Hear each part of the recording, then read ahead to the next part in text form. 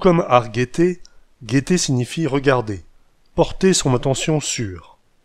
Il vient d'un terme de l'époque des Francs saliens, vers le 5e siècle, qui signifie surveiller, faire le guet.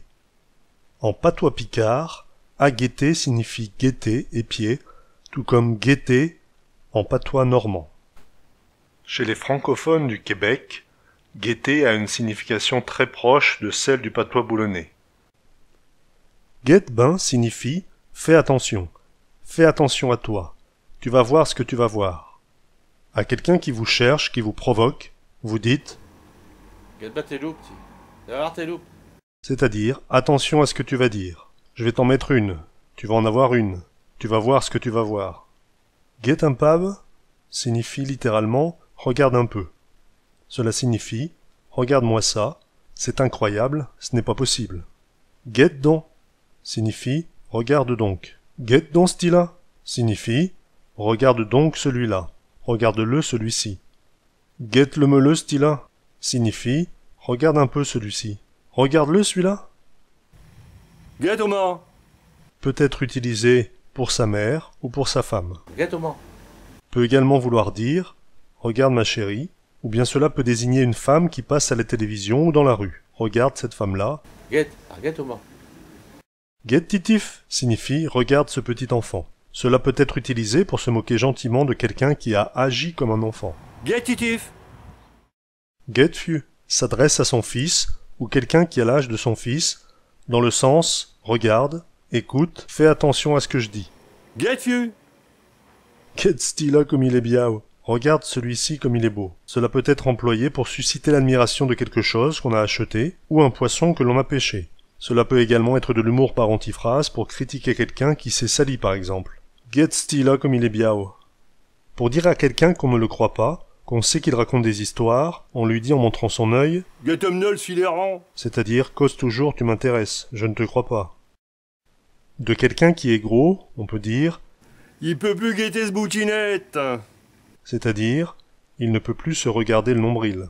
À quelqu'un qui arrive au travail le matin de mauvaise humeur, ou qui s'est levé du pied gauche, on peut lui dire « T'as pas regretté de boutinette ce matin ?» c'est-à-dire « tu n'as pas pu voir ton nombril, c'est ça qui t'a rendu de mauvaise humeur ?» On rajoute « Eh ben, retrousse-te, guette-le, ça ira mieux. » c'est-à-dire « soulève tes vêtements, regarde ton nombril, tu seras de meilleure humeur. » Quelqu'un qui est de mauvaise humeur, qu'on raconte au matin, dit « Bon, t'as pas regretté de boutinette ce matin ?»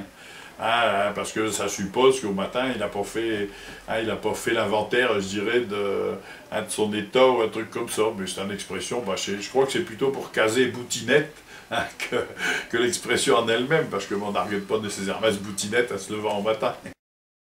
Guette ce cas qui mille une souris. Regarde ce chat qui observe une souris. De quelqu'un qui est chauve, on dira Guette, cette tête, elle débogue de ses cavales. C'est-à-dire, regarde, sa tête dépasse de ses cheveux. Sa tête passe au-dessus de ses cheveux. C'est pour ça qu'il est chauve. Celui qui bégaye se fait qualifier de quequette. Guette le quequette. Car souvent les bègues butent sur ses consonnes.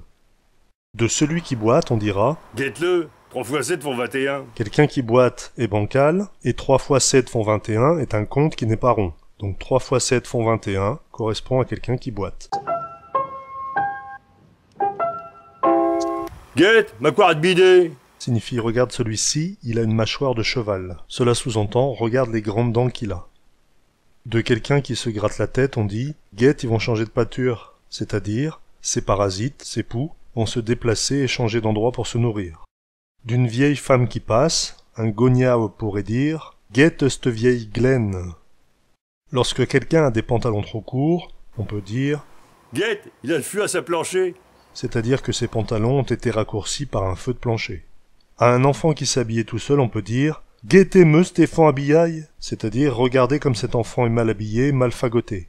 De quelqu'un qui râle, qui racle son arrière-gorge pour ensuite cracher ou tousser, on dit « Guette comme ça raille là-dedans, il n'est que de bile, il est rempli de bile, de crachat ». De celui qui louche, qui a un strabisme, on peut dire « Il a un œil qui guette à Vimereux et l'autre au Porté. » car Wimereux et le Portel sont de part et d'autre de Boulogne. « Il y en a un qui guette à Vimereux et l'autre au Porté. » Ça fait l'opposaille. De quelqu'un de fier, un vantard, un prétentieux, on dit Guettez-me pour qui se prend, on dirait qu'il a tiré la colonne. Oh. il est fier comme si c'était lui qui avait pondu la colonne de la Grande Armée. qui est l'un des plus beaux monuments historiques de Boulogne. Alors, ça, c'est vraiment une expression qu'on entend qu'à Boulogne ou ben, autour de Boulogne. Hein, parce que ben, la colonne, c'est à Boulogne. Et c'est vrai que tirer la colonne, c'est pour n'importe quoi. Donc, ça suppose que le gauche il soit vraiment fier pour être capable de faire ça. Quoi. Mais c'est vrai qu'on l'attend qu'à Boulogne. Ça, étape, on dit pas ça. On dit quelquefois il est fier, on dira qu'il a tiré des cordaches. Guette-le, on dira un monde brun. C'est-à-dire, regarde-le, c'est le champion des imbéciles. De quelqu'un qui a tout fait, qui est prétentieux, vantard, on dit « Guette v'la bite d'argile ». C'est-à-dire il se croit fort, mais il ne l'est pas. C'est un prétentieux qui croit être né avant ses parents tellement il est intelligent. T'es pas content? Bah regarde cette boutinette.